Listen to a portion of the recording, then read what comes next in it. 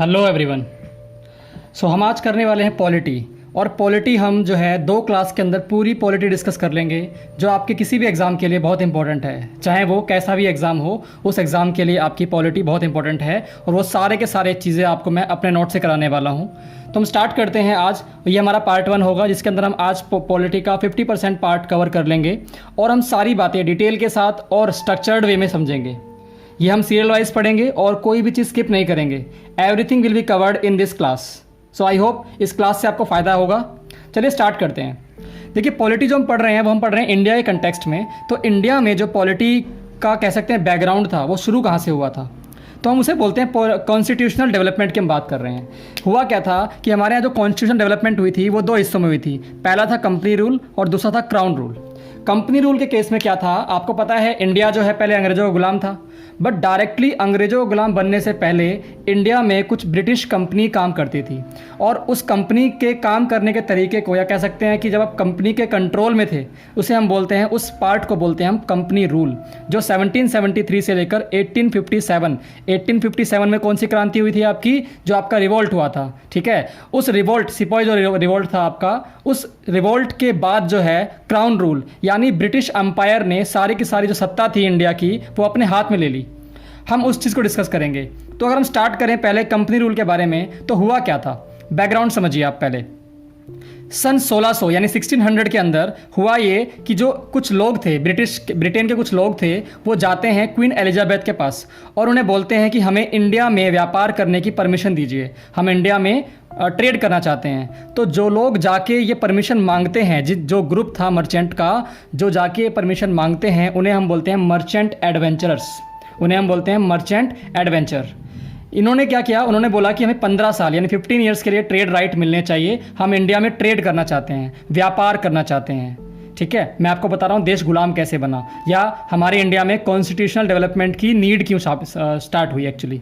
तो 15 ईयर्स का जो है उन्हें राइट दे दिया, किसने, क्वीन एलिजाबेथ टेलर फर्स्ट ने। ये नाम बहुत इंपॉर्टेंट है। किसने दिया था ये राइट, ये राइट दिया था उनको क्वीन एलिजाबेथ टेलर फर्स्ट ने राइट दिया था 15 सालों के लिए।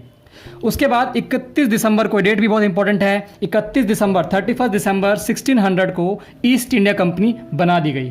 याद रखेंगे आप, ईस्ट इंडिया कंपनी एक नहीं थी, बहुत सारी थी। डच की भी ईस्ट इंडिया कंपनी थी, ठीक है, बट हम बात कर रहे हैं यहाँ पे कौन सी ईस्ट इंडिया कंपनी की, ये है आपकी ब्रिटेन की ईस्ट इंडिया कंपनी। तो 31 दिसंबर 1600 को जो है ईस्ट इंडिया कंपनी इंडिया में आती है और अपना व्यापार शुरू कर देती है। लेकिन होता क्या है फिर, जब ये ईस्ट इंडिया कंपनी अपनी मनमानी चलाने लग जाती है, तो 1757 में एक युद्ध होता है। यहाँ इंडिया में जो लोग राज कर रहे थे, या कह सकते हैं इंडियन जो रूलर्स थे, उनके बीच में और ब्रिटिशर्स के बीच में एक युद्ध होता है। कहाँ पे होता है, ये बंगाल में होता है। बंगाल में एक प्लेस है प्लासी। तो बैटल ऑफ प्लासी हुआ 1757 में। ये आपको याद रखनी है डेट हमेशा। 1757 में बैटल ऑफ प्लासी होता है और ये होता है रॉबर्ट क्लाइव और नवाब सिराज उद दौला के बीच में। ये नवाब कहाँ के थे, बंगाल के नवाब थे। और रॉबर्ट क्लाइव कौन था, ये अंग्रेजी आर्मी को रूल कर रहा था, कह सकते हैं आप लीड कर रहा था रॉबर्ट क्लाइव। ये अंग्रेजों की तरफ से था, ये इंडियन थे, नवाब सिराज उद दौला। तो एग्जाम में क्वेश्चन आएगा कि बैटल ऑफ प्लासी कब हुआ था, आप बताएंगे 1757 को हुआ था। आपसे पूछा जाए कौन किस किस के बीच में हुआ था, तो आप बताएंगे रॉबर्ट क्लाइव और नवाब सिराज उद दौला के बीच में हुआ था। ओके, तो ये हमारा पहला पार्ट था।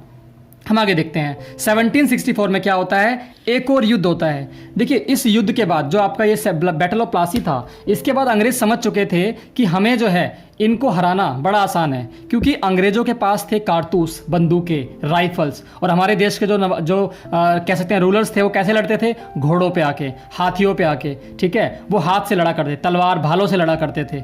ऑब्वियसली बात है, हम इतने जो है टेक्निकली एडवांस नहीं थे जितने अंग्रेज थे।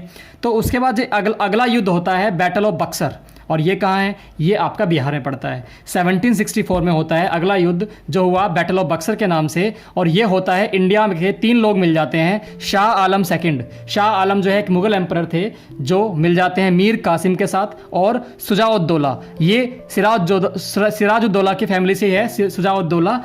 इन तीनों ने मिलकर भी अंग्रेजों को नहीं हरा पाए। हेक्टर मुनरो ने जो है वो आप कह सकते हैं लीड किया था अंग्रेजी आर्मी को, ब्रिटेन आर्मी को, और फिर भी हम हार जाते हैं। इस युद्ध के बाद इंडिया में अंग्रेजों का जो रूल था, या कह सकते हैं सिस्टम था, वो बहुत बदल गया। अब अंग्रेज समझ चुके थे कि इंडियंस को अपने कंट्रोल में करना बहुत ईजी टास्क है। फिर होता क्या है, उस टाइम पे जो इंडिया में रूल कर रहे थे रॉबर्ट क्लाइव, ठीक है। रॉबर्ट क्लाइव ने क्या किया, उन्होंने बंगाल के अंदर 1765 से लेकर 1772 के लिए उन्होंने बंगाल के अंदर डायरार्की जो है वो अप्लाई कर दी। अब ये वर्ड क्या होता है, इसका मतलब ये होता है कि आपसे टैक्स लिया जाएगा दो तरीके से। एक तो आप डायरेक्टली टैक्स देंगे किसको, रॉबर्ट क्लाइव को। उसके बाद जो वहाँ पे लोकल एडमिनिस्ट्रेशन में जो राज कर रहा होगा, यानी वहाँ का जो लोकल लीडर होगा, आप उसको भी टैक्स देंगे और उसका भी 80% कौन ले लेगा, रॉबर्ट क्लाइव ले लेगा। यानी एक तरीके से आम नागरिक को, कॉमन पीपल को 2 बार टैक्स देना पड़ रहा है और इसी को बोला गया लूट ऑफ इंडिया। एग्जाम में क्वेश्चन आता है लूट ऑफ इंडिया किसने की थी, रॉबर्ट क्लाइव ने की थी। क्या था लूट ऑफ इंडिया के अंदर, डायरार्की इन बंगाल था लूट ऑफ इंडिया के अंदर। तो ये आपका जो है पार्ट था। हम आगे देखते हैं 1772 में क्या होता है, वॉरेन हेस्टिंग्स जो है डायरार्की को ख़त्म कर देते हैं। वॉरेन हेस्टिंग्स क्या करते हैं, डायरार्की को ख़त्म कर देते हैं। तो ये आपका जो है, ये कह सकते हैं आप कॉन्स्टिट्यूशन डेवलपमेंट थी इंडिया की।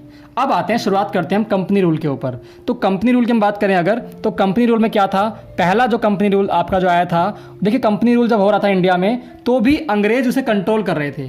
अंग्रेज कैसे कंट्रोल करते थे उसे, अंग्रेज जो है अपने वहाँ से यानी ब्रिटेन पार्लियामेंट से बना के कुछ एक्ट भेजा करते थे इंडिया में। जैसे उन्होंने भेजा 1773 का रेगुलेटिंग एक्ट। अब जो ये एक्ट आया था इसके अंदर क्या क्या कहा गया था, इसके अंदर कहा गया था कि आपका जो है ईस्ट इंडिया कंपनी का जो ट्रेड राइट है वो अगले 20 साल के लिए और बढ़ा दिया गया है। आपको याद होगा ऊपर जो ट्रेड राइट दिया गया था वो 15 सालों के लिए दिया गया था, अब जो है 20 ईयर्स के लिए और बढ़ा दिया गया आपका trade right. Governor of Bengal को बना दिया गया है गवर्नर जनरल ऑफ बंगाल। ये आपको याद रखना है, जो पहले जो पोस्ट हुआ करती थी गवर्नर ऑफ बंगाल, अब उस पोस्ट को नाम बदल के कर दिया गया गवर्नर जनरल ऑफ बंगाल। और जो लास्ट गवर्नर बंगाल के थे, ऑब्वियसली बात है जो लास्ट थे वही हमारे फर्स्ट गवर्नर जनरल होंगे, और ये कौन थे, ये थे वॉरेन हेस्टिंग्स। याद रखेंगे आप, last governor of Bengal and first governor general of Bengal was Warren Hastings. उसी के बाद इसी एक्ट के तहत सवाल एग्जाम में आता है, कौन से एक्ट के तहत जो है वो हमारे इंडिया में सुप्रीम कोर्ट की स्थापना की थी। इंटरेस्टिंग बात जानिए आप, सुप्रीम कोर्ट इंडियंस ने नहीं बनाया, ये बनाया था अंग्रेजों ने। 1774 के अंदर इंडिया में सुप्रीम कोर्ट एस्टेब्लिश किया गया और इसके जो पहले चीफ जस्टिस बनाए गए वो बनाए गए लॉर्ड एलिजा इम्फे। एग्जाम में इनका भी नाम आता है, who was the first chief justice of Indian supreme court, तो आप आंसर देंगे लॉर्ड एलिजा इम्फे। तो 1774 में एज पर 1773 रेगुलेटिंग एक्ट हमारा सुप्रीम कोर्ट एस्टेब्लिश किया गया, जिसके सीजे बनाए गए लॉर्ड एलिजा इम्फे। अगर आप इस क्लास को फोकस्ड होकर सुनते हैं तो आपको आधी से ज़्यादा चीज़ें यहीं पे याद हो जाएंगी, आई कैन गारंटी यू। और एग्जाम में इस जो नोट्स हम डिस्कस कर रहे हैं यहाँ से क्वेश्चन पक्का देखने को मिलेगा, ठीक है। तो आप ध्यान से फोकस होकर पढ़ेंगे ताकि आपको चीज़ें याद रहें अच्छे से। हम आगे बात करते हैं। अब उसके बाद क्या होता है, उसके बाद एक माइनर सा एक्ट और आता है जिसे हम बोलते हैं क्या, एक्ट ऑफ सेटलमेंट। तो ये आपका माइनर सा एक्ट आता है एक्ट ऑफ सेटलमेंट के नाम से, जिसे हम ज़्यादा डिस्कस नहीं करना है। लेकिन 1784 में एक आता है इंपॉर्टेंट एक्ट। अब ये एक्ट क्या है समझ लीजिए, दोबारा से मैं रिवाइज करा दूं आपको। इंडिया में कौन राज कर रहा है, ब्रिटिश कंपनी राज कर रही है, यानी उसे हम बोलते हैं ईस्ट इंडिया कंपनी। लेकिन ईस्ट इंडिया कंपनी को कंट्रोल करने के लिए ब्रिटेन पार्लियामेंट से कुछ टाइम टू टाइम कुछ एक्ट आते रहते थे, उन्हीं को हम यहाँ डिस्कस कर रहे हैं। तो 1784 में आता है पिट्स इंडिया एक्ट। अब जब ये एक्ट आया तो इसने क्या किया, इसने नोटिस किया कि जो लॉर्ड एलिजा इम्फे हैं, लॉर्ड एलिजा इम्फे जो हैं वो वॉरेन हेस्टिंग्स से क्या हैं, बहुत अच्छे दोस्त हैं। अब चीफ जस्टिस ऑफ इंडिया अगर किसी भी रूलर का दोस्त बन जाएगा तो वॉरेन हेस्टिंग जो है किसी को भी मरवा सकते हैं, किसी पे भी फॉल्स केस लगा के उन पे मुकदमा चला सकते हैं। तो वॉरेन हेस्टिंग्स ने यही किया, उन्होंने इसका बहुत मिसयूज़ किया और इनके मिसयूज़ को चेक करने के लिए अंग्रेजों को ये बात पता लग गई। इनके मिसयूज़ को चेक करने के लिए 1784 में जो पिट्स इंडिया एक्ट आया, उस एक्ट के अंदर क्या किया इन्होंने, 6 मेंबर का एक बोर्ड बना दिया गया, बोर्ड ऑफ कंट्रोलर के नाम से। उसमें 6 मेंबर थे। ये बोर्ड ऑफ कंट्रोलर क्या कर रहे थे, ये एक्चुअल में वॉरेन हेस्टिंग्स या कोई भी जो रूलर इंडिया में होगा उसके मिसयूज़ को चेक करेंगे। Was establish to check misuse of power of Warren Hastings. Warren Hastings अपनी पावर का गलत इस्तेमाल तो नहीं कर रहे हैं, इस चीज़ को चेक करने के लिए क्या किया गया, 6 मेंबर का एक बोर्ड बना दिया गया। अब आगे देखेंगे आप तो एडमिनिस्ट्रेशन और ट्रेड जो है वो अलग अलग कर दिए गए। आपको पता है ईस्ट इंडिया कंपनी क्या कर रही थी, वो इंडिया में ट्रेड भी कर रही थी और एडमिनिस्ट्रेशन का काम भी देख रही थी। क्या होता है एडमिनिस्ट्रेशन, मतलब बेसिकली इंडिया में कैसे राज करना है ये भी देख रही थी। लेकिन जब पता लगा कि जो वॉरेन हेस्टिंग्स जो है या ऐसे रूलर्स जो हैं इंडिया में एडमिनिस्ट्रेशन और ट्रेड जो है दोनों को करप्ट कर रहे हैं या गलत तरीके से इस्तेमाल कर रहे हैं, तो उन्होंने क्या किया, उन दोनों को अलग अलग कर दिया। किसने, ब्रिटेन पार्लियामेंट ने, as per Pitt's India act. तो ये आपका 1784 का एक्ट था। अब वॉरेन हेस्टिंग्स के बारे में कुछ फैक्ट जान लेंगे आप। वॉरेन हेस्टिंग्स जो हैं उनको 1785 को वॉरेन हेस्टिंग को इम्पीच किया गया। अब इम्पीच क्या होता है? जब किसी भी टॉप मोस्ट पोस्ट के लीडर को हटाया जाता है या उन पर मुकदमा चलाया जाता है, लाइक प्रेसिडेंट हो गए या कोई भी पोस्ट हो गई जो ऊंची है बहुत ज़्यादा, ठीक है, उसके लिए हम वर्ड यूज़ करते हैं इम्पीचमेंट। उन्हें आप डायरेक्टली हटा नहीं सकते हैं, उन्हें हटाने के लिए हमें एक प्रोसेस फॉलो करनी होती है जिसे हम क्या बोलते हैं, उसी प्रोसेस को हम बोलते हैं इम्पीचमेंट। ओके, अब ये इम्पीच करने वाले पहले ऐसे गवर्नर जनरल थे, याद रखना है आपको, only governor general to be impeached, यानी ये पहले ऐसे गवर्नर जनरल थे जिन्हें इम्पीच किया गया था। और इन्हें इम्पीच करने वाले इंसान का नाम भी याद रखना है आपको, उनका नाम था एडमंड बक। एडमंड बक, ये भी आपके ब्रिटेन से थे, ये कह सकते हैं आप ब्रिटेन के पॉलिटिशियन थे जिन्होंने इसको इम्पीच किया था। उन्होंने आरोप लगाया था कि इस इंसान ने अपनी पावर्स का मिसयूज़ किया है। अब हम पढ़ते हैं अगले एक्ट के बारे में। थर्ड जो एक्ट आया है वो आया 1793 में, चार्टर एक्ट। अब ये चार्टर का मतलब क्या होता है? जब भी कोई चीज़ कह सकते हैं राजघराने से संबंधित होती है। चार्टर मतलब क्या होता है? कुछ रूल्स एंड रेगुलेशंस जिसका रिलेशन राजघराने से संबंध हो। तो बेसिकली आपको पता है ब्रिटेन में क्या है, राजघराना है, वहाँ से जो रूल्स आते थे उनको हम बोलते हैं चार्टर एक्ट। और ये रूल्स किसके लिए आए हैं? इंडिया के लिए। इंडिया में काम कर रहे ईस्ट इंडिया कंपनी के एम्प्लॉयज़ और यहाँ के रूलर के लिए। रूलर भी कौन है? रूलर भी ईस्ट इंडिया कंपनी की तरफ से ही अपॉइंट किए गए हैं। तो 1793 में जो एक्ट आया उसके अंदर क्या किया गया? Trade rights of east India company was extended for another 20 years, यानी अगले 20 सालों के लिए जो है ईस्ट इंडिया कंपनी के जो है ट्रेड राइट्स को दोबारा बढ़ा दिया गया। अब यहाँ पे जो है इंटरेस्टिंग बात यह है कि अभी तक जो सैलरी दी जा रही थी इंग्लिश ऑफिशियल्स की, यानी बेसिकली जो अंग्रेज थे, उनकी सैलरी कहाँ से दी जा रही थी? वो दी जा रही थी ब्रिटेन पार्लियामेंट की रिवेन्यूज से। लेकिन अब जो उनकी सैलरी दी जाएगी वो इंडियन रेवेन्यू से दी जाएगी, यानी इंडिया से ही कमाओ और इंडिया में ही गवाओ। बेसिकली इंडियन लोगों से पैसे लेंगे टैक्स के रूप में और वही एज ए सैलरी उनके ऑफिसर्स को दे देंगे। तो ये इस एक्ट का मेन पॉइंट था जो हमें याद रखना है। कब हुआ था ये? As per 1793 act, charter act. अब होता क्या है, इसके बाद इंडिया में एक बहुत बड़ा चेंज आता है। वो 21 अप्रैल 1793 को, 21 अप्रैल 1793 को ICS Indian civil service exam की स्थापना होती है, शुरुआत होती है। यानी इंडिया के अंदर जो है, जो पहले कोई भी किसी को भी भर्ती कर लेता था, या कह सकते हैं आपकी जो जितने भी ऊंची पोस्ट के लोग होते थे उनके बेटे ही वहाँ पहुँचा करते थे, उनके जो जनरेशन भी वहाँ पहुँचती थी। लेकिन अब क्या हुआ, अंग्रेज़ों ने इंडिया में ICS इंडियन सिविल सर्विस की स्थापना कर दी, शुरुआत कर दी कि इंडिया में कोई भी इंसान ऊंची पोस्ट से पहुंचेगा बट एग्जाम देने के बाद। और फादर ऑफ ICS बोला जाता है किसको? लॉर्ड कॉर्नवालिस को। फादर ऑफ ICS बोलते हैं हम किसको? लॉर्ड कॉर्नवालिस को बोलते हैं। तो ये हमारे फादर ऑफ ICS हैं, यानी इंडियन सिविल सर्विस के जनक कौन है? लॉर्ड कॉर्नवालिस हैं इसके जनक।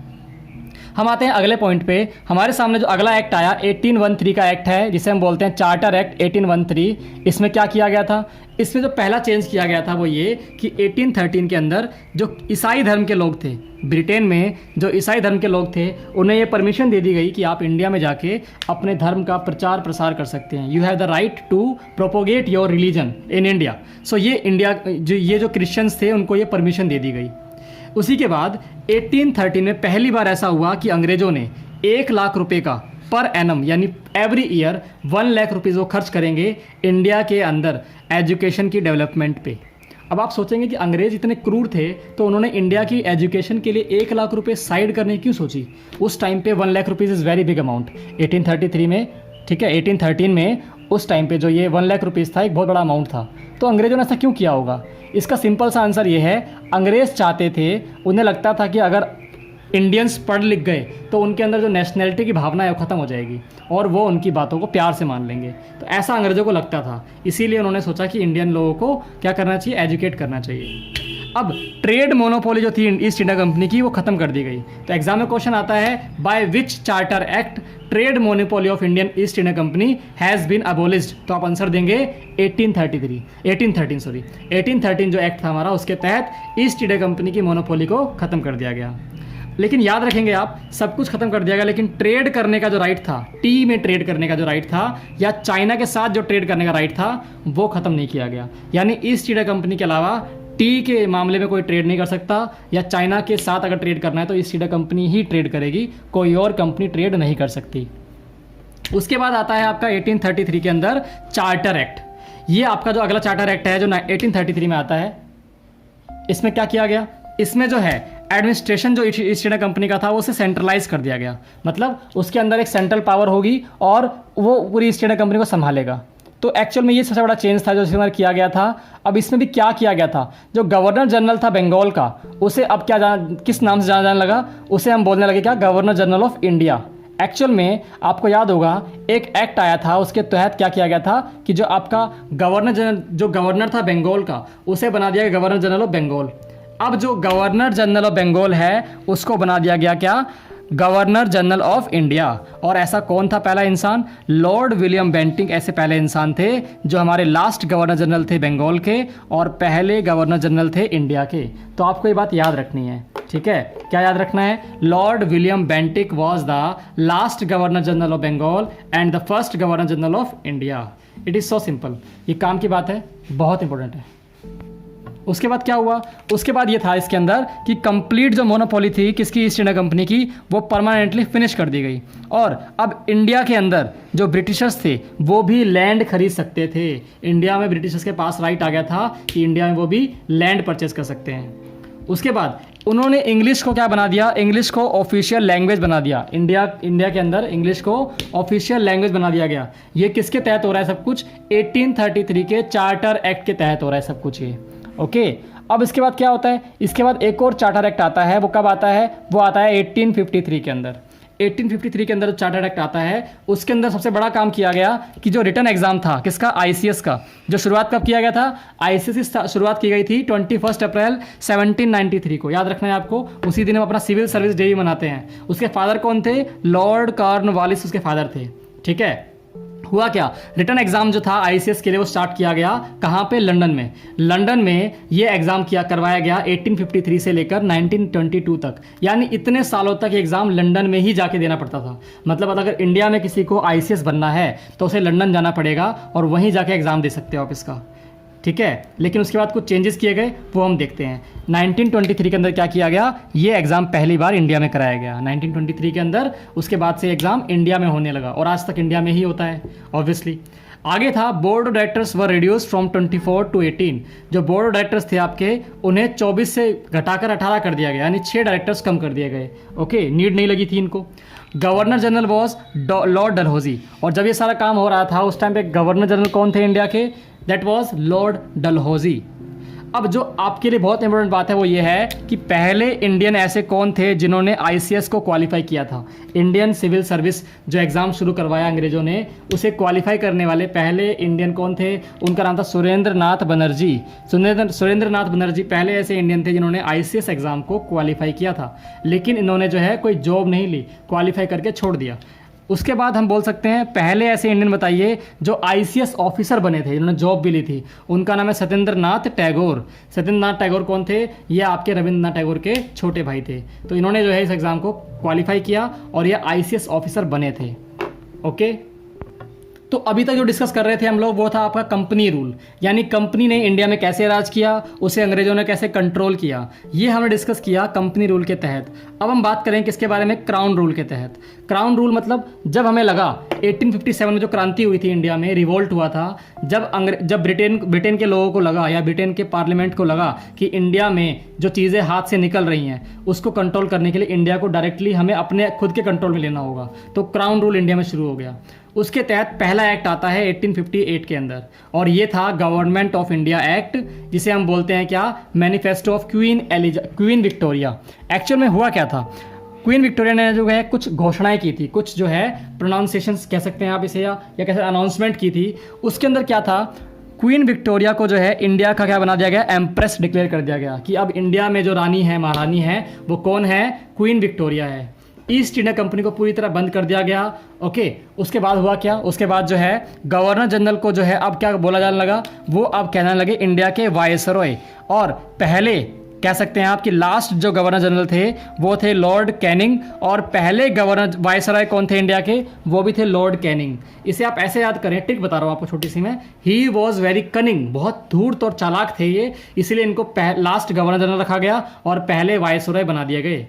उसके बाद एक पोस्ट और इंडिया में इंट्रोड्यूस कर दी गई जो आज भी है, उसे हम बोलते हैं secretary of general of the state introduce, यानी secretary general of the state को इंट्रोड्यूस कर दिया गया। ये पोस्ट थी एक, जो घोषणाएं थी यानी मैनिफेस्टो था जो किसका, क्वीन विक्टोरिया का, वो पढ़ा गया था पहली बार कहाँ पे, मिंटो पार्क में। और ये मिंटो पार्क कहाँ है, इलाहाबाद के अंदर है मिंटो पार्क। इसे रीड करने वाले इंसान कौन थे, लॉर्ड कैनिंग थे।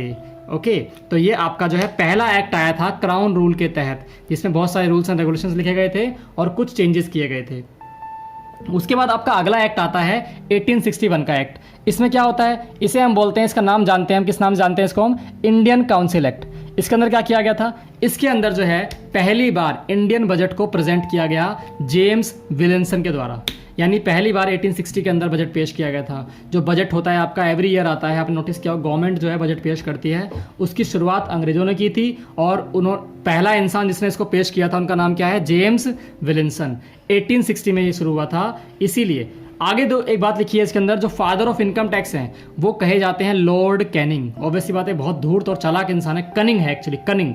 तो इसीलिए ये क्या थे, फादर ऑफ इनकम टैक्स। इन्होंने शुरुआत की कि इनकम के ऊपर टैक्स देना पड़ेगा आपको, और ये आज भी है, इसे आप आज भी पे करते रहते हैं। ओके, अब हुआ क्या, इनकम टैक्स जो है उसे इंट्रोड्यूस कर दिया गया, आईपीसी इंडियन पीनल कोड को भी इंट्रोड्यूस कर दिया गया। इसी के तहत आज किसी भी क्रिमिनल को सजा दी जाती है, उसे फांसी देनी है, उसे जो है इतने दिन के रिमांड में भेजना है, ये सब आईपीसी के तहत होता है। और जब ये इशू किया गया तो हुआ क्या, उस टाइम पे जो है वायसरॉय को, जो इंडिया के वायसरॉय होंगे, उनको एक ऑर्डिनेंस पावर भी दे दी गई। अब ये ऑर्डिनेंस पावर क्या होता है, देखिए ऐसा होता है कभी कभी कि हमारी पार्लियामेंट जो है उसमें कोई भी काम नहीं हो रहा होता। जब पार्लियामेंट में कोई काम नहीं हो रहा, पार्लियामेंट बंद पड़ी है, उस टाइम पे अगर कोई नीड है, हमें लगता है कोई ऐसा कानून लेके आने की बहुत ज़रूरत है जो हमारे देश के लिए, हमारे देश की जनता के लिए बहुत ज़रूरी है, तो प्रेसिडेंट क्या करते हैं, प्रेसिडेंट अपनी मर्जी से एक कानून बना देते हैं जिसको हम बोलते हैं लीगल वर्ड्स में ऑर्डिनेंस। जो कानून प्रेसिडेंट बनाते हैं वो कुछ समय के लिए वैलिड होता है, यहाँ लिखा भी हुआ है 6 मंथ के लिए वैलिड होता है, और 6 महीने होने के बाद पार्लियामेंट जब शुरू हो जाएगी, अपना काम करने लग जाएगी, तो उसे 6 हफ्ते के अंदर अंदर, पार्लियामेंट शुरू होने के 6 वीक के अंदर अंदर उसे उस ऑर्डिनेंस को पास करना होगा, यानी उसे रियल कानून बनाना होगा। यानी देखा जाए तो ऑर्डिनेंस की जो वैलिडिटी है वो कितनी हो गई, 7.5 महीने, 7.5 मंथ्स जो है उसकी वैलिडिटी हो चुकी है। अब इंडिया में जो है वाइसरॉय को पावर दे दी गई थी कि आप ऑर्डिनेंस इशू कर सकते हैं, लेकिन करंटली देखा जाए तो इंडिया में इस टाइम पे आर्टिकल 123 जो है वो ये पावर देता है प्रेसिडेंट को कि आप ऑर्डिनेंस इशू कर सकते हैं, और सेम पावर मिलती है गवर्नर ऑफ इंडिया को, गवर्नर ऑफ स्टेट को। 213 आर्टिकल 213 के तहत गवर्नर ऑफ स्टेट को पावर मिलती है कि वो भी ऑर्डिनेंस इशू कर सकते हैं अपने रिस्पेक्टिव स्टेट के लिए। उसके बाद हुआ क्या, 1862 के अंदर एक बहुत बड़ा काम किया गया। इसमें क्या किया गया, इसमें जो है आपके 3 हाई कोर्ट की स्थापना की गई। यानी आपसे अगर कोई पूछे सबसे पुराने कौन से हाई कोर्ट्स हैं इंडिया में, तो आप बताएं कलकत्ता, मद्रास एंड बॉम्बे। ये कलकत्ता एंड मद्रास एंड बॉम्बे जो है आपके 3 हाई कोर्ट्स एस्टेब्लिश किए गए। 1862 में क्या होता है, पोर्टफोलियो कमीशन नाम का एक डिपार्टमेंट बनाया जाता है, जिसे जो है लॉर्ड कैनिंग ने बनाया। यानी पोर्टफोलियो कमीशन डिपार्टमेंट, ये बेसिकली कह सकते हैं आपकी अलग अलग जो है डिपार्टमेंट के लिए, एजुकेशन डिपार्टमेंट अलग, फाइनेंस मिनिस्ट्री अलग। इस चीज़ की शुरुआत करने वाला इंसान कौन था, लॉर्ड कैनिंग था। एक्चुअल में ये इंडिया को बहुत अच्छे से रूल करना चाहते थे, इसलिए उन्होंने बहुत सारे सिस्टम चेंज किए, और ये इसका जो आप श्रेय देखते हैं आपके अलग अलग एजुकेशन मिनिस्टर है, हेल्थ मिनिस्टर है, वो सब शुरू किसने किया गया था, लॉर्ड कैनिंग ने शुरुआत की थी उसकी। हम बात करते हैं कि आपके जो है अगले वाइसरॉय कौन बनाए गए, लॉर्ड डफरिन बनाए गए अगले वाइसरॉय, जो कि 1884 से लेकर 1888 तक रहे। इन्हीं के टाइम पे जो है 1885 के अंदर कांग्रेस की स्थापना होती है, कांग्रेस को बनाया जाता है। अब आपको मैं बताता हूँ इंटरेस्टिंग सी बात, अंग्रेज बड़े चालाक थे, उन्होंने सोचा कि हम एक पार्टी बनाएंगे, हम जो है कुछ ऐसा करेंगे कि जो इंडियन लोग हैं उनको अपने साथ शामिल कर लेंगे, और पढ़े लिखे लोगों को साथ शामिल करने का फ़ायदा ये है कि वो अनपढ़ों को अपने आप जो है कंट्रोल कर लेंगे, हमें कुछ करना नहीं पड़ेगा। इसी मकसद के साथ 1885 के अंदर कांग्रेस ने अपनी खुद की ब्रिटिशर्स ने अपनी एक पार्टी बनाई या एक ग्रुप बनाया, उसे बोला गया कांग्रेस। ओके, इसके फाउंडर कौन थे, A.O. ह्यूम इसके फाउंडर थे। A.O. ह्यूम ने इसे फाउंड किया था, ठीक है। इसका पहला सेशन कहाँ होता है, वो होता है बॉम्बे के अंदर। First session of Congress was held in Bombay 18 दिसंबर 1885। इसके अंदर 72 मेंबर्स ने पार्ट लिया था।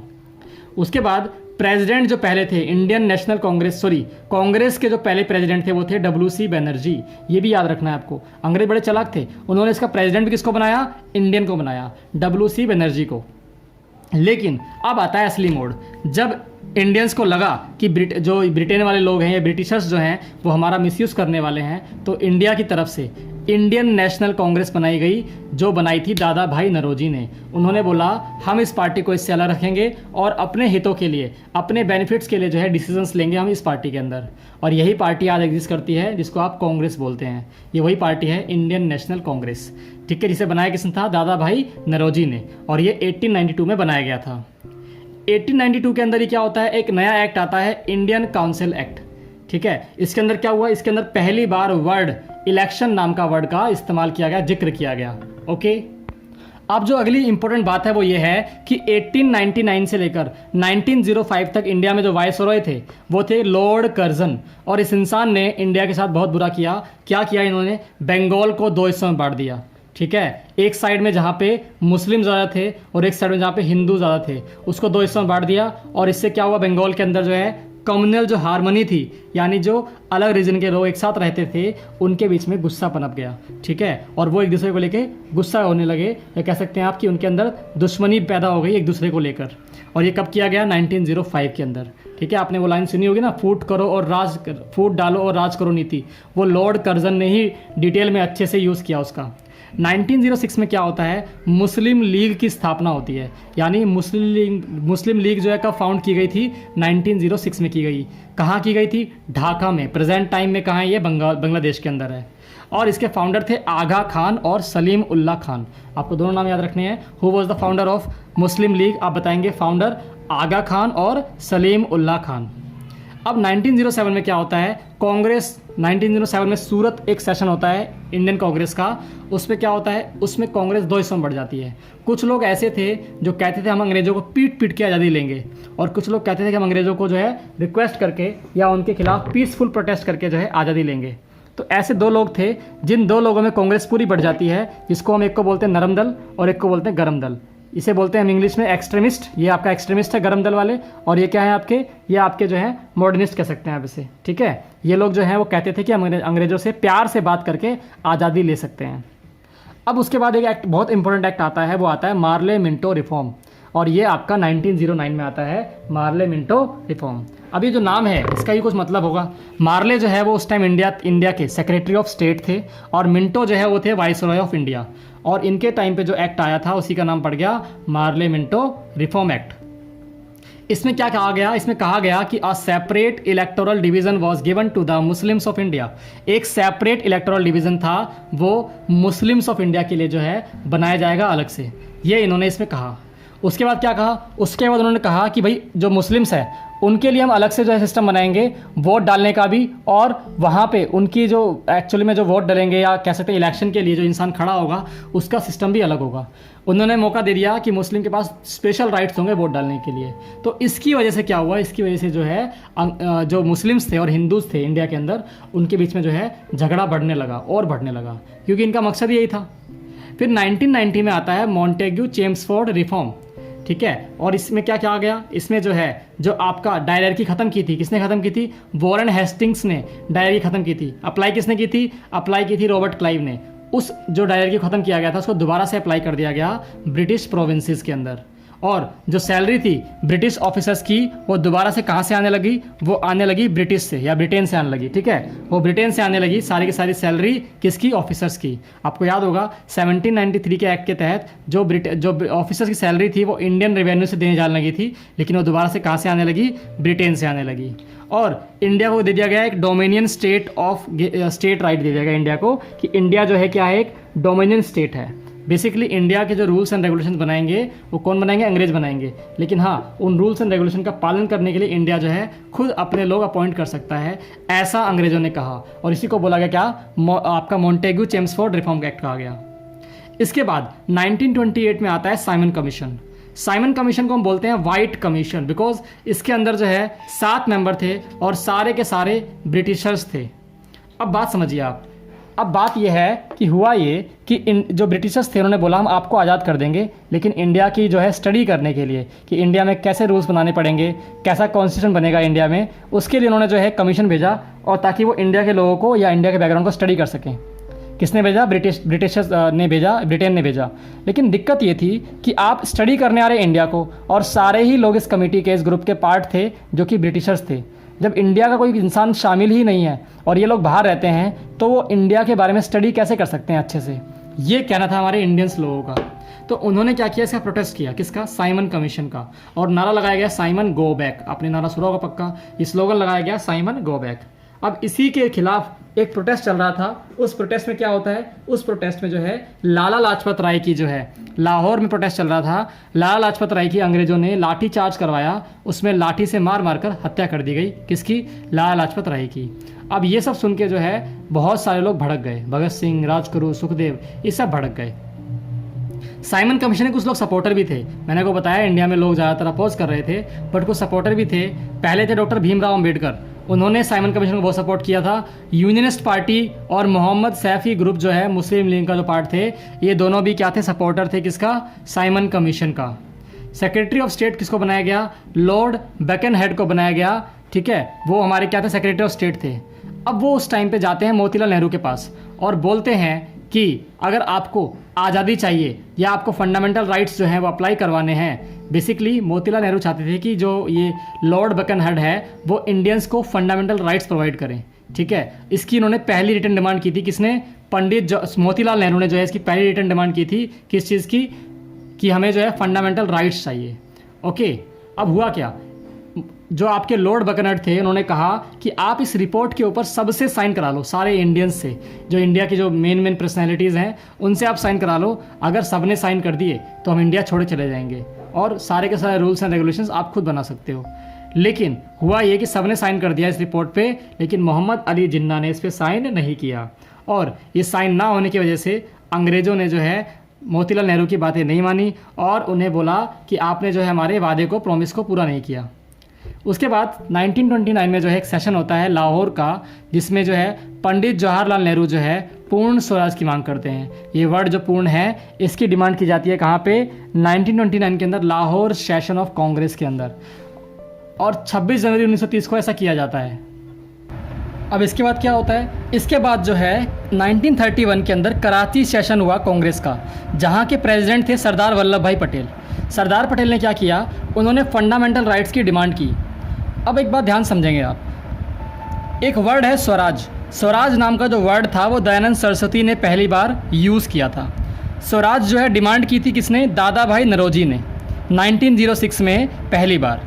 और 1916 के अंदर बाल गंगाधर तिलक ने जो है कहा था Swaraj is my birth right and I shall have it. Hindi में मतलब क्या था इसका? स्वराज मेरा जन्मसिद्ध अधिकार है और इसे मैं लेकर रहूँगा। ये कहा था बाल गंगाधर तिलक ने। ये तीनों ही क्वेश्चन एग्जाम में आते हैं कि स्वराज वर्ड किसने दिया था? दयानंद सरस्वती ने। पहली बार स्वराज की डिमांड किसने की थी? दादा भाई नौरोजी ने। और स्वराज मेरा जन्मसिद्ध अधिकार है ऐसा नारा किसने दिया था? बाल गंगाधर तिलक ने। अब होता क्या है? 1931 में होती है सेकेंड राउंड टेबल कॉन्फ्रेंस।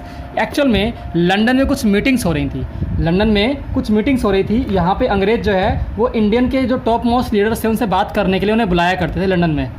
तो पहली मीटिंग हुई थी उसमें कोई नहीं गया। उसमें जो है इंडिया की तरफ से भीमराव अम्बेडकर को छोड़कर कोई नहीं गया। सेकंड वाले में कौन जाते हैं? गांधी जी जाते हैं कांग्रेस की तरफ से। तो आपसे अगर एग्जाम क्वेश्चन पूछा जाए कि कौन से सेशन में या कह सकते हैं आप कौन से राउंड टेबल कॉन्फ्रेंस के अंदर गांधी जी ने पार्ट लिया था, तो आप आंसर देंगे 2। या क्वेश्चन ऐसे भी आ सकता है कि कांग्रेस ने कौन सी राउंड टेबल कॉन्फ्रेंस के अंदर पार्ट लिया था, इसका आंसर भी क्या होगा? 2। ऐसा कौन सा इंसान है जो तीनों के तीनों राउंड टेबल कॉन्फ्रेंस में पार्ट लेने वाले थे? उनका नाम था भीमराव अम्बेडकर। तो ये आपके 2-3 क्वेश्चन एग्जाम के लिए इंपॉर्टेंट बन जाते हैं। हम आगे देखते हैं। आगे जो हम पढ़ने जा रहे हैं वो पढ़ेंगे 1935 का गवर्नमेंट ऑफ इंडिया एक्ट। ये बहुत इंपॉर्टेंट है। एक्चुअल में जो हमारा आज का इंडियन कॉन्स्टिट्यूशन है वो 70% जो पार्ट है वो इसी एक्ट से लिया गया। अंग्रेज़ों ने 1935 के अंदर इंडियंस के लिए एक एक्ट भेजा था और उस एक्ट का जो है आज भी 70% हिस्सा हमारे कॉन्स्टिट्यूशन के अंदर जो है एज इट इज़ यूज़ किया जाता है। इस एक्ट के अंदर 14 पार्ट्स थे। कितने पार्ट्स थे? 14 पार्ट्स थे, 10 शेड्यूल थे और 321 आर्टिकल्स थे। अब ये तीनों होते क्या हैं? देखिए, जैसे आपकी कोई बुक है, नोटबुक है, उसे आप हिस्सों में डिवाइड कर देते हैं। उन्हीं हिस्सों को हम यहाँ पे क्या बोल रहे हैं? हम बोल रहे हैं शेड्यूल्स, या बोलेंगे पार्ट्स। पार्ट के भी कुछ हिस्से बनाओगे आप, यानी आपने कुछ पेजेस बना लिए किसी सब्जेक्ट के लिए, कुछ पेजेस बना लिए किसी और सब्जेक्ट के लिए, उसे हम बोलते हैं शेड्यूल्स। और उनके अंदर भी आप पॉइंट बना के लिखते हो, उन्हें हम बोलते हैं आर्टिकल्स। तो ये आपका मतलब है कॉन्स्टिट्यूशन के बारे में। अब हुआ क्या, इंडिया को जो है एक यूनियन बना दिया गया। यूनियन मतलब क्या होता है कि एक ग्रुप है बहुत सारे पार्ट्स का। जैसे यहाँ इंडिया में 11 तो ब्रिटिश प्रोविंस होंगे, यानी 11 ऐसी जगह होंगी जहाँ पे ब्रिटिशर्स राज करेंगे। 6 कमिश्नरीज होंगी जहाँ पे एक कमिश्नर जो है अपॉइंट किया जाएगा, और रिमेनिंग जो क्या हो जाएंगे, देशी रियासतें हो जाएंगी। जो बाकी हिस्से होंगे इंडिया के, वहाँ पे क्या होंगे, देशी रियासतें, जहाँ पे राजा राज करेंगे। अब एक्चुअल में जो डायरकी थी प्रोविंसेस के अंदर, वो ख़त्म कर दी गई। यानी जो प्रोविंसेस थे, या जिन्हें आप स्टेट बोलते हो आज के टाइम पे, वहाँ पे जो डायरकी थी वो ख़त्म कर दी गई। यानी टैक्स जो वसूलने का काम जो 2 बार हुआ करता था, वो अब नहीं होगा। लेकिन सेंट्रल के लेवल पे जो है डायरकी अप्लाई कर दी गई, और ये आज भी अप्लाइड है। इसका मतलब क्या हुआ कि स्टेट गवर्नमेंट आपसे अलग टैक्स अलग लेगी, और सेंट्रल गवर्नमेंट आपसे अलग टैक्स लेगी। इसी को बोला जाता है डायरकी एट सेंटर। यहाँ पे आप 2 प्रकार के टैक्स देते हैं, स्टेट गवर्नमेंट को अलग देते हैं और सेंट्रल गवर्नमेंट को अलग देते हैं। इसी एक्ट के तहत जो है 1 अप्रैल 1935 यानी 1 अप्रैल 1935 को आरबीआई स्टार्ट किया गया, आरबीआई की स्थापना की गई। ओके, आगे इसी के तहत क्या किया गया, सुप्रीम कोर्ट को शिफ्ट कर दिया गया कलकत्ता से नई दिल्ली तक। इसी एक्ट के तहत सुप्रीम कोर्ट को कलकत्ता से न्यू दिल्ली शिफ्ट कर दिया गया। याद रखना है आपको, कौन से एक्ट के तहत जो है कलकत्ता से न्यू दिल्ली शिफ्ट किया गया सुप्रीम कोर्ट को, वो है आपका 1935 का गवर्नमेंट ऑफ इंडिया एक्ट। 1937 के अंदर, जिसे आप म्यांमार बोलते हैं आज, उसका नाम था पहले बर्मा। बर्मा को 1937 के अंदर इंडिया से अलग कर दिया गया, और पावर को बांट दिया गया यूनियन के बीच में और प्रोविंसेस के बीच में, यानी सेंट्रल गवर्नमेंट के बीच में और स्टेट गवर्नमेंट के बीच में पावर को डिस्ट्रीब्यूट कर दिया गया। उसके लिए क्या किया गया कि कुछ सब्जेक्ट बनाए गए। जैसे मान लीजिए एजुकेशन है, उस पर कौन एक्ट बनाएगा, उस पर कौन कानून बनाएगा, ये डिसाइड कर दिया गया पहले से ही। यानी अगर वो लिस्ट है, जिस लिस्ट के अंदर जो सब्जेक्ट लिखे हैं उस पर सेंट्रल गवर्नमेंट कानून बनाएगी, उसे बोलते थे हम यूनियन लिस्ट। इसके अंदर उस टाइम पे 59 सब्जेक्ट हुआ करते थे। एक और लिस्ट आई थी प्रोविंशियल लिस्ट, जिसके अंदर 54 सब्जेक्ट हुआ करते थे। यानी इन लिस्ट के अंदर जो टॉपिक लिखे हैं उस पर स्टेट के अलावा कोई भी एक्ट, कोई भी कानून नहीं बना सकता। फिर बनाई गई है कंकरेंट लिस्ट, ऐसे कुछ सब्जेक्ट्स थे जिन पे दोनों का कानून बनाना इंपॉर्टेंट था, लाइक एजुकेशन, मैरिज, इसीलिए बनाई गई कंकरेंट लिस्ट। इसके अंदर वो सब्जेक्ट लिखे गए थे जिनके अंदर जो सब्जेक्ट लिखे हैं तो उन पे दोनों के दोनों कानून बना सकते हैं, दोनों के दोनों लॉज बना सकते हैं। तो ये आपने जो पढ़ा अभी तक, वो था आपका constitutional development of India. Actual में अभी तक हमने कॉन्स्टिट्यूशन को शुरू ही नहीं किया। हमने अभी डिस्कस किया कि बैकग्राउंड क्या था, कॉन्स्टिट्यूशन कैसे बनाया गया, क्या क्या घटनाएं घटी, जिनके बाद संविधान और हमारा देश आज़ाद होके हमने अपने खुद के रूल्स बनाए थे। तो हमने ये सब डिस्कस किया अभी तक। अब हम डिस्कस करते हैं कॉन्स्टिट्यूशन असेंबली के बारे में। अब हुआ क्या कि इंडियन लोगों को डिमांड होने लगी थी कि हमें अपनी खुद की कॉन्स्टिट्यूशन असेंबली चाहिए, यानी हम चाहते हैं कि इंडिया को खुद रूल करें और खुद उसके रूल्स एंड रेगुलेशंस बनाएं। तो हमें क्या चाहिए, हमें जो है अपनी खुद की कॉन्स्टिट्यूशन असेंबली चाहिए, और ऐसी डिमांड इंडियंस करते थे। तो इसकी पहली डिमांड, फर्स्ट ओरल डिमांड किसने की थी, 1895 में की थी बाल गंगाधर तिलक ने। याद है आपको, ये वही इंसान है जिनको मार दिया गया था लाठीचार्ज करके, ठीक है। और कब मारा गया था, साइमन कमीशन का प्रोटेस्ट चल रहा था तब इन्हें मारा गया था। तो 1895 में पहली ओरल डिमांड की थी बाल गंगाधर तिलक ने कॉन्स्टिट्यूशन असेंबली की, या कहेंगे आप कॉन्स्टिट्यूएंट असेंबली की। पहली ऑफिशियल डिमांड जिसे कहते हैं आप रिटर्न डिमांड बोल सकते हैं, वो 1934 में की थी एम.एन. रॉय ने। एम.एन. रॉय हमारे इंडिया के क्या हैं, ये कॉन्स्टिट्यूशन को बनाने में इन्होंने बहुत हेल्प की थी। इन्होंने जो है लीगल एडवाइज़र थे हमारे कॉन्स्टिट्यूशन के बनाने के। 1940 में क्या होता है, एक अगस्त ऑफ़र आता है। अगस्त ऑफ़र का मतलब क्या है, अगस्त ऑफ़र का मतलब है कि ब्रिटेन से एक ऑफ़र आता है इंडिया के लिए कि हम आपको आज़ाद कर देंगे, कुछ आपको कंडीशन माननी पड़ेगी। लेकिन हमने कहा हमें आज़ादी चाहिए, बिना किसी कंडीशन के चाहिए। तो 1940 में जो ऑफ़र आया था उसको हम बोलते हैं अगस्त ऑफ़र, जिसे हमने रिपील कर दिया, यानी मना कर दिया। We are not accepting your any type of conditions. फिर क्या हुआ, एक इंडिविजुअल सत्याग्रह स्टार्ट किया गया महात्मा गांधी के द्वारा, और उसका जो पहले पार्टिसिपेंट थे, जो सत्याग्रह शुरू किया गया, उसके पहले जो पार्ट लेने वाले इंसान थे वो थे विनोबा भावे, और सेकंड थे पंडित जवाहरलाल नेहरू। तो इंडिविजुअल सत्याग्रह शुरू किया गया महात्मा गांधी के द्वारा। उसके अंदर पहले पार्टिसिपेंट थे विनोबा भावे और दूसरे थे पंडित जवाहरलाल नेहरू। तो ये आपकी थी कॉन्स्टिट्यूशन असेंबली के बारे में बातचीत। अब बात करते हैं क्रिप्स मिशन के बारे में। क्रिप्स मिशन जो है वो एक इंडिया में मिशन आया था, जिसके अंदर क्या था, जिसके अंदर ये कहा गया था कि हम इंडिया को स्टडी करेंगे और आपका जो है एक मिशन प्लान बना के देंगे आपको कि आप अपने कॉन्स्टिट्यूएंट या कह सकते हैं आप अपना कॉन्स्टिट्यूशन कैसे बनाएंगे। तो क्रिप्स मिशन इंडिया में आता है 1942 के अंदर, ये 8 अगस्त 1942 को इंडिया में आता है। उसी टाइम हम तुरंत शुरू कर देते हैं क्विट इंडिया मूवमेंट, हमने शुरू कर दिया क्विट इंडिया मूवमेंट। ओके, अब क्योंकि अगस्त का मूवमेंट है इसीलिए इसका नाम कहीं पड़ गया अगस्त क्रांति, इसी को हम इंग्लिश में बोलते हैं अगस्त रिवॉल्यूशन। जो ये कैबिनेट मिशन प्लान लेके ये क्रिप्स मिशन इंडिया में आया था, ठीक है, उसके अंदर कौन कौन शामिल था? एक तो